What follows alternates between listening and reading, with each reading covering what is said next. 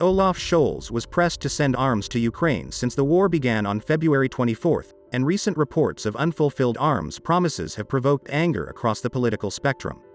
The Bundestag voted overwhelmingly in favor of sending heavy weapons to Ukraine. Most major politicians and almost all parties support the decision, including the Chancellor's Social Democratic SPD, his coalition partners, the Greens and the Liberal FDP, as well as the conservative opposition. Germany has barely supplied Ukraine with weapons in the past 9 weeks, and politicians are expected to renew the calls for Scholz to step up aid efforts.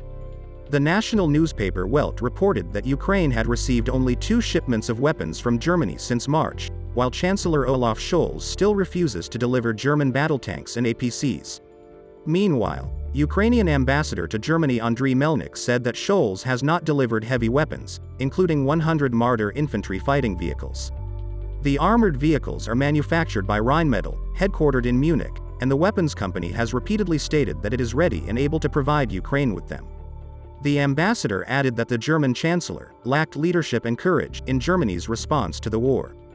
The claims, which the German government later denied, arguing that such supplies cannot be made in a hurry, reflect the chancellor's hesitant policy on military support. In late February, just a few days after the war began, when Berlin announced that it would send 1,000 anti-tank weapons and 500 Stinger surface-to-air missile systems from its stockpile to Ukraine, it reversed its historic policy of never sending weapons to a conflict region. Scholz solemnly declared, "The Russian invasion of Ukraine marks a turning point. It threatens our entire post-war order.